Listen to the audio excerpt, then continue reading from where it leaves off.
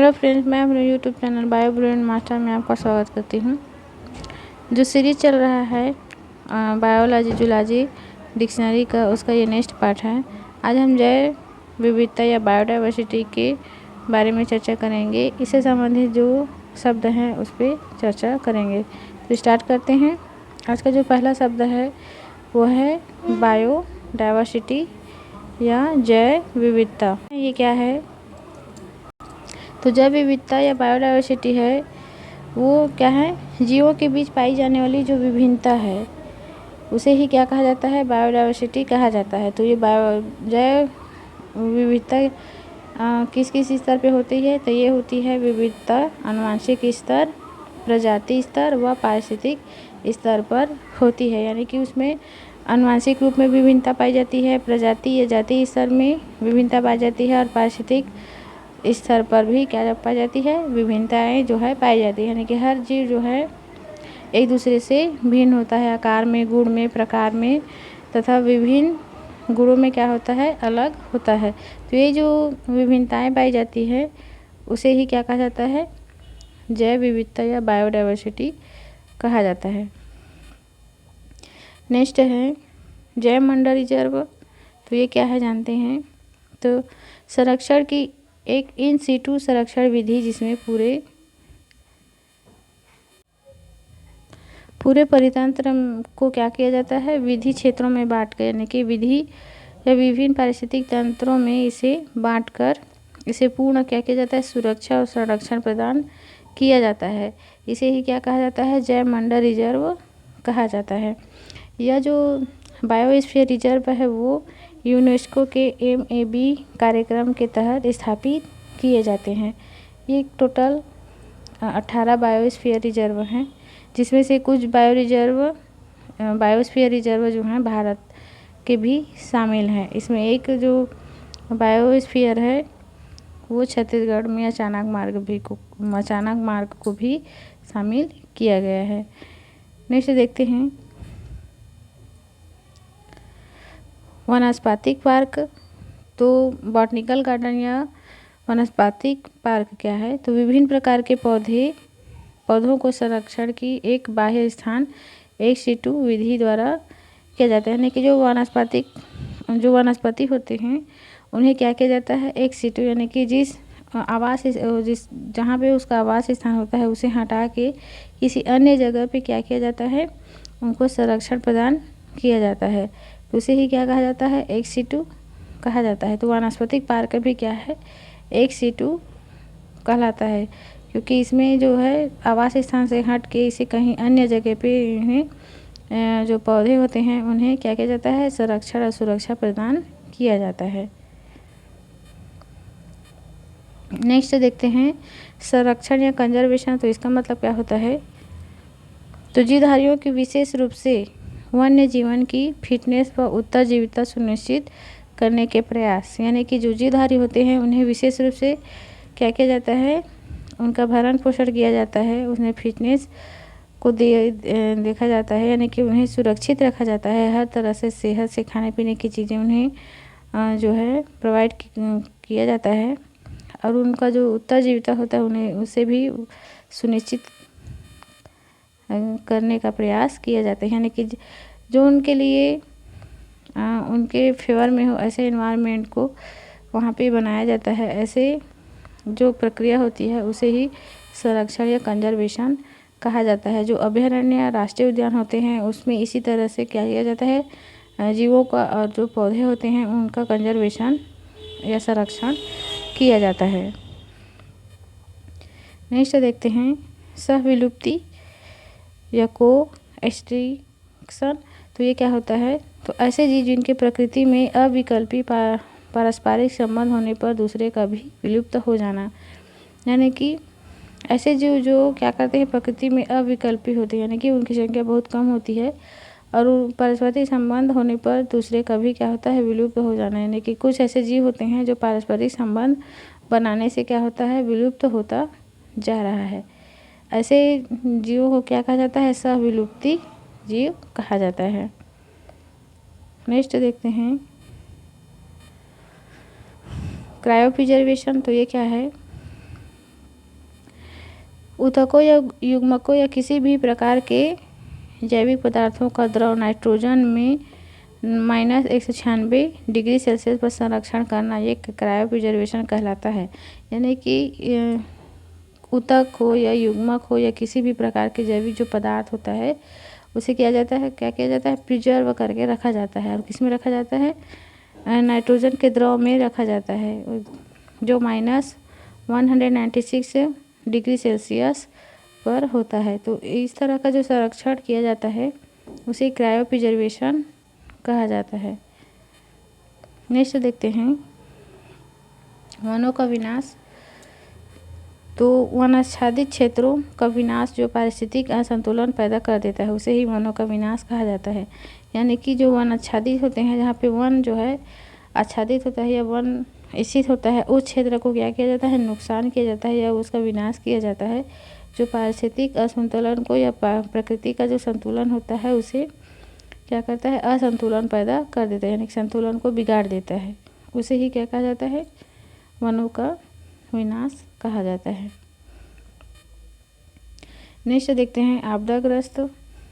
वह जीव प्रजाति जो किन्हीं कारणों के चलते विलुप्त से खतरे में है, यानी कि विलुप्त हो रहे हैं तथा कारण के न हटने पर विलुप्त हो सकती है। यानी कि ऐसा जीव जो क्या है, कुछ ही जीव बचे हुए हैं और किन्हीं कारणों से वो क्या हो रहे हैं, विलुप्त हो रहे हैं, यानी कि विलुप्त होने का खतरा हट नहीं रहा है, जिसके कारण वो जीव जो हैं, चाहे वो जीव हो या प्लांट हो, वो क्या हो रहे हैं, विलुप्त होने के कगार पे स्थित हैं। उन्हें ही क्या कहा जाता है, आपदाग्रस्त कहा जाता है। यानी कि ऐसा जीव जो अगर उसे बचाया जाए तो बच सकता है, लेकिन उनका कंजर्वेशन या संरक्षण नहीं हो पा रहा है, जिसके कारण वो विलुप्त होने के कगार पे हैं, उन्हें ही आपदाग्रस्त कहा जाता है। नेक्स्ट देखते हैं स्थानिक क्षेत्रक। तो वह क्या है, वह जीव प्रजाति जो किसी क्षेत्र विशेष तक सीमित है, वह विश्व में अन्य कहीं नहीं पाई जाती। ऐसे जो जीव हैं या प्रजाति है उसे ही क्या कहा जाता है, स्थानिक क्षेत्रक या एंडेमिक कहा जाता है। यानी कि कोई ऐसा जीव जो किसी निश्चित क्षेत्र पर ही पाया जाता है और विश्व में वो कहीं नहीं पाया जाता। ऐसे जो जीव या प्रजाति होती है उसे स्थानिक या क्षेत्रक एंडेमिक कहा जाता है। नेक्स्ट देखते हैं बाह्य स्थान संरक्षण, एक्स सिटू कंजर्वेशन। तो ये क्या है, तो जीव को उनके प्राकृतिक पर्यावरण से अलग लाकर नए सुरक्षित वातावरण में संरक्षित करना, यही क्या कहलाता है, बाह्य स्थान संरक्षण या एक्स सिटू कंजर्वेशन कहलाता है। जैसे कि वनस्पतिक उद्यान हैं, वो क्या हैं, एक्स सिटू कंजर्वेशन के अंतर्गत आते हैं। नेक्स्ट देखते हैं इसके अंतर्गत जो है कृषि अनुसंधान केंद्रों, बीज बैंक, जीन बैंक तथा इन विट्रो जो स्टोरेज होता है वो इसके अंतर्गत आता है। नेक्स्ट देखते हैं विदेशी विजाति प्रजाति, यानी कि विदेशी प्रजाति। तो ये क्या है, तो वे जीव जो किसी परितंत्र से मूल निवासी नहीं हैं, वह किसी अन्य परितंत्र से वहाँ पहुँचे हैं। यानी कि किसी जीव का किसी अन्य स्थान से दूसरे स्थान पे क्या किया जाता है, निवास किया जाता है या निवास हो जाता है, उसे ही विजाति प्रजाति कहा जाता है। यानी कि उनका जो मूल निवास है वो वहाँ नहीं होता है, कहीं दूसरी जगह का होता है, लेकिन वहाँ आके वो क्या हो जाता है, निवास करने लगता है। इसे ही क्या कहा जाता है, विदेशी प्रजाति कहा जाता है। नेक्स्ट देखते हैं आनुवंशिक विविधता, जेनेटिक डाइवर्सिटी। तो ये क्या है, प्रजाति के नीचे अर्थात किसी प्रजाति में आनुवंशिक स्तर पर एलील व जीन की विविधता, यानी कि आनुवंशिक रूप में जीवों में जो विभिन्नता पाई जाती है उसे ही क्या कहा जाता है, आनुवंशिक विविधता कहा जाता है। नेक्स्ट देखते हैं हॉटस्पॉट। तो ये क्या है, विश्व के पर्यावरण संरक्षण के उद्देश्य से चुने गए कुछ स्थल जहाँ प्रजाति विविधता व स्थानिकता उच्च स्तर की होती है। यानी कि हॉट स्पॉट उसे कहा जाता है जहाँ विश्व की जो पर्यावरण संरक्षण उद्देश्य से चुने गए कुछ स्थान हैं, यानी कि पर्यावरण की दृष्टि से संरक्षण किया गया क्या है, कुछ स्थान है जिसे हॉट स्पॉट कहा जाता है। उस स्थान को हॉट स्पॉट कहा जाता है जहाँ पे अधिक वर्षा होती है तथा जीवों की निवासरत भी या उसका जो ग्रोथ है वो भी क्या होता है, वहाँ पे अधिकता होता है। यानी कि जो जीवों का विविधता होता है, जैव डायवर्सिटी जहाँ ज़्यादा पाई जाती है उसे ही हॉट स्पॉट कहा जाता है। वहाँ जो है जो प्रजाति की विविधता होती है वो क्या होती है, स्थानिक एंडेमिक होता है और उच्च स्तर का होता है। यहाँ पे हम ये समझ सकते हैं कि जिस स्थान पे जीवों का बहुत मात्रा में या अधिक मात्रा में क्या पाया जाता है, बायोडाइवर्सिटी पाई जाती है, उस स्थान को हॉट स्पॉट कहा जाता है। भारत में भी क्या है, 4 हॉट स्पॉट को चिन्हांकित किया गया है। इसमें से देखते हैं कौन कौन सा है। तो एक क्या है, पश्चिमी घाट है। नेक्स्ट इसमें है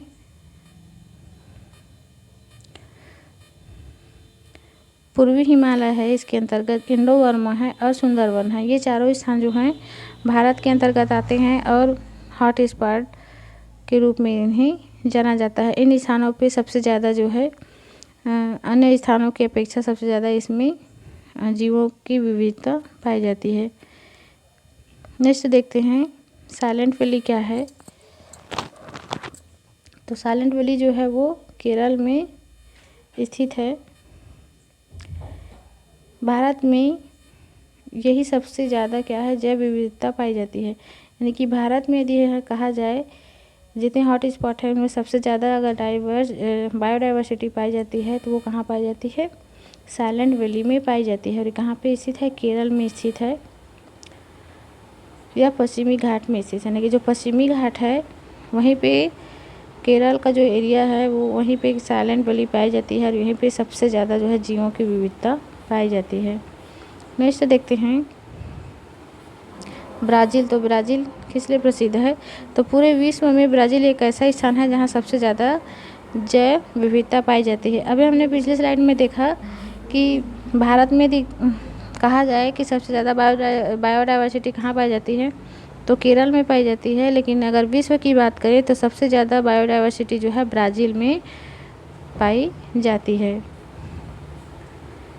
नेक्स्ट देखते हैं राष्ट्रीय पार्क। तो ये क्या है, तो संरक्षण की इन सिटू विधि जिनमें संरक्षित क्षेत्र में मानवीय गतिविधियों की अनुमति नहीं होती। यानी कि ऐसा संरक्षण का क्षेत्र जहाँ पे जो मानव होता है उसका कोई भी गतिविधि की अनुमति नहीं होती, यानी कि मानव का कोई भी हस्तक्षेप नहीं होता, ऐसे जगहों को नेशनल पार्क या राष्ट्रीय पार्क कहा जाता है। शासन द्वारा आरक्षित वे स्थलीय क्षेत्र जहाँ वन्य जीवों को प्राकृतिक आवास उपलब्ध कराया जाता है। यानी कि प्राकृतिक रूप से ना सही आर्टिफिशियली क्या किया जाता है, जो जीव होता है उसे प्राकृतिक आवास उपलब्ध कराया जाता है। इन क्षेत्रों में कृषि, वानिकी, पशु चारण, लकड़ी संग्रहण आदि की अनुमति नहीं होती है। यानी कि इन क्षेत्रों में ना ही कृषि की जाती है, ना ही वानिकी का अनुमति होता है, ना पशु चारण होता है और न ही लकड़ी संग्रहण करने की अनुमति होती है। ऐसे स्थान को राष्ट्रीय पार्क या नेशनल पार्क कहा जाता है, जहाँ पे जो मानव होता है उसका कम से कम जो है हस्तक्षेप होता है या बिल्कुल नहीं होता। नेक्स्ट देखते हैं विश्व का प्रथम राष्ट्रीय पार्क जो है या राष्ट्रीय उद्यान येलो स्टोन उद्यान है, जो कहाँ पे स्थित है, अमेरिका में स्थापित किया गया था। वहीं भारत में देखें तो 1936 में प्रथम राष्ट्रीय उद्यान जो है जिम कॉर्बेट पार्क है उसे स्थापित किया गया है। यानी विश्व का प्रथम राष्ट्रीय उद्यान कहें तो येलो स्टोन राष्ट्रीय उद्यान तथा भारत का कहें तो जिम कॉर्बेट पार्क की स्थापना की गई थी। नेक्स्ट देखते हैं ग्रीन बुक क्या है। तो इस पुस्तक में सुरक्षित स्थानों जैसे कि वानस्पतिक उद्यान में उगाए गए जो दुर्लभ पौधों का क्या होता है, वर्णन यहाँ पे किया जाता है। BSI यानी कि बॉटनिकल सर्वे ऑफ इंडिया द्वारा प्रकाशित ऐसी पुस्तक में लगभग 100 पौधों का वर्णन किया गया है। यानी कि ग्रीन बुक एक ऐसा बुक या किताब है जिसमें वानस्पतिक उद्यानों में जो दुर्लभ पौधे हैं, जो विलुप्त होने वाले हैं, जो रेयर होते हैं या कम मात्रा में मिलते हैं, ऐसे पौधों का वहाँ पे जो है संरक्षण किया जाता है। तो इस तरह का जो पौधा है वो लगभग 100 ऐसे पौधे हैं जिनका वर्णन इस बुक में दिया गया है। नेक्स्ट देखते हैं इन सीटू कंजर्वेशन। तो इसके अंतर्गत जैव विविधता का संरक्षण उसके मूल आवासों में ही किया जाता है। यानी कि जहाँ पे जो जीव का क्या होता है, मूल निवास होता है, वहीं पे इसका जो है कंजर्वेशन या संरक्षण किया जाता है। हमारे देश में जैव विविधता के संरक्षण हेतु तो भारत सरकार ने क्या किया है, सन 1952 में Indian board for wild life की स्थापना की है, जो कि वन्य जीवन एवं जैव विविधता के संरक्षण हेतु निम्नोपाय अपनाती है। यानी कि हम भारत में भी क्या किया गया है, वाइल्ड लाइफ की स्थापना की गई है, जिसके अंतर्गत जो है वन्य जीवन में जैव विविधता के संरक्षण हेतु कुछ उपाय किए गए हैं जो निम्न हैं। तो यहाँ जो सबसे पहला है वो है राष्ट्रीय उद्यानों का स्थापना। यानी कि राष्ट्रीय उद्यानों के द्वारा जीवों का संरक्षण किया जाता है। नेक्स्ट है अभयारण्यों की सहायता से। नेक्स्ट है प्राणी उद्यानों की सहायता से। इस तरह से जीवों का संरक्षण जो है भारत में भी किया जाता है। नेक्स्ट देखते हैं रेड डाटा बुक। तो ये क्या है, IUCN यानी कि international union for conservation of nature and natural resources द्वारा प्रकाशित संकटवन प्रजातियों के विवरण की पुस्तक। यानी कि ऐसे प्रजाति जो क्या हैं, संकटवन है, यानी कि जिसमें संकट है और अगर उनका प्रिजर्वेशन या कंजर्वेशन नहीं किया गया तो ये विलुप्त हो सकते हैं। ऐसे जो प्रजाति होती है उसका जो है विवरण रेड डाटा बुक में दिया जाता है।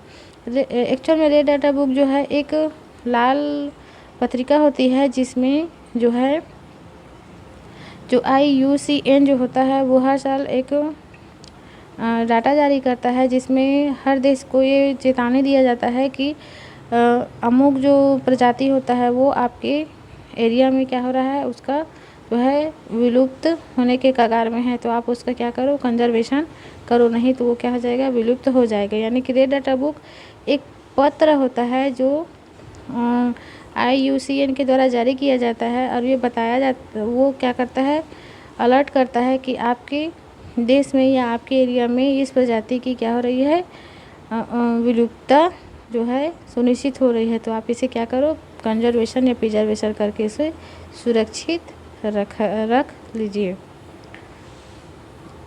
नेक्स्ट देखते हैं, नेक्स्ट है अभयारण्य या सेंचुरी। तो एक संरक्षित क्षेत्र इन सिटी संरक्षण का उपाय जो प्रमुखतः वन्य जीवों के संरक्षण हेतु बनाया जाता है तथा जहां सीमित मानव क्रियाकलापों की अनुमति होती है। यानी कि जो क्या होता है, एक संरक्षित क्षेत्र होता है, ये किस तरह का होता है, इन सिटू संरक्षण होता है, यानी कि उनका जो निवास होता है वहीं पे इनको संरक्षण दिया जाता है। प्रमुखतः जो वन्य जीव होते हैं उनमें क्या होता है, संरक्षण के लिए इसे बनाया जाता है। जहाँ पे जो मानव होता है उसे वहाँ उनका काम जो है, उनका हस्तक्षेप होता है। नेक्स्ट देखते हैं पवित्र उपवन या सेक्रेड ग्रोव। ये क्या होता है, तो धार्मिक और सामाजिक मान्यताओं के पालन में जीव प्रजातियों के संरक्षण स्थल जो वैज्ञानिकों द्वारा संरक्षण की अवधारणा दिए जाने से पहले से ही अस्तित्व में है। यानी कि ऐसा स्थान जहाँ पे क्या होता है, धार्मिक और सामाजिक रूप से उन्हें पालन पोषण किया जाता है, कि जो जीव होते हैं उनका संरक्षण किया जाता है और यह भी वैज्ञानिकों द्वारा क्या होता है, संरक्षण की अवधारणा दिए जाते हैं। यानी कि किस तरह से उनका संरक्षण किया जा सकता है, ये वैज्ञानिकों के द्वारा भी बताया जाता है। ऐसे स्थानों को क्या कहा जाता है, पवित्र उपवन या सेक्रेड ग्रोव कहा जाता है। नेक्स्ट देखते हैं वन्य जीव या वाइल्ड लाइफ। तो घरेलू कृत जीवों के फसली पौधों को छोड़कर अन्य सभी प्रकार के अन्य जंतु, पौधे और सूक्ष्म जीव क्या कहलाते हैं, वन्य जीव कहलाते हैं। यानी कि जो घरेलू रूप में पाई जाती हैं उन्हें छोड़ के, और जो फसल होता है उन्हें छोड़ के सभी प्रकार के जो जीव होते हैं या जो पौधे होते हैं वो क्या कहलाते हैं, वन्य जीव या वाइल्ड लाइफ कहलाते हैं। नेक्स्ट देखते हैं प्राणी उद्यान या जूलॉजिकल पार्क। तो जंतुओं के बाह्य स्थान संरक्षण का उपाय जिसमें वन्य जंतुओं को उनके प्राकृतिक पर्यावासों से अलग लाकर चारदीवारी में पूर्ण सुरक्षा व संरक्षण प्रदान किया जाता है। यानी कि जीवों का संरक्षण एक चारदीवारी के अंदर किया जाता है। यानी कि जो प्राणी उद्यान होते हैं उसमें बाहर से जीवों को लाया जाता है और वहीं पे उनका कंजर्वेशन और संरक्षण का कार्य किया जाता है। यानी कि उनका जो प्राकृतिक वास होता है उनसे हटा के या उस जगह से दूसरे जगह पे ला के उनका संरक्षण और प्रिजर्वेशन किया जाता है या सुरक्षा दिया जाता है, उसे ही क्या कहा जाता है, प्राणी उद्यान या जूलॉजिकल पार्क कहा जाता है। नेक्स्ट है जैव विविधता से संबंधित कुछ दिनांक हैं जो बहुत ही इम्पोर्टेंट है, बहुत सारे परीक्षाओं में इनसे अक्सर क्वेश्चन पूछे जाते हैं। तो देखते हैं, पहला जो है वो है 21 मार्च। तो 21 मार्च को विश्व वन दिवस मनाया जाता है। नेक्स्ट है 22 मार्च। तो 22 मार्च को विश्व जल दिवस मनाया जाता है। नेक्स्ट है 22 अप्रैल। तो 22 अप्रैल को पृथ्वी दिवस मनाया जाता है। नेक्स्ट है 5 जून को विश्व पर्यावरण दिवस मनाया जाता है। नेक्स्ट जो है 3 अक्टूबर, इसमें विश्व प्राणी दिवस मनाया जाता है। 4 दिसंबर को जो है विश्व संरक्षण दिवस मनाया जाता है। और लास्ट में जो है 22 मई को जैव विविधता दिवस मनाया जाता है। इन दिवसों को मनाने का एक ही उद्देश्य होता है कि जो जैव विविधता होता है या जो हमारा पर्यावरण है उसे जो है बचा के रखना चाहिए। ऐसा कोई जो है काम नहीं करना चाहिए जिससे पर्यावरण जो है खतरे में आ जाए। इसलिए इस दिनों को क्या किया जाता है, एक चेतावनी के रूप में मनाया जाता है। फ्रेंड्स, ये थे जैव विविधता से संबंधित कुछ शब्द, कुछ फैक्ट। जो नेक्स्ट वीडियो आएगा इसमें किसी अन्य टॉपिक पे फिर से चर्चा करेंगे। Thank you.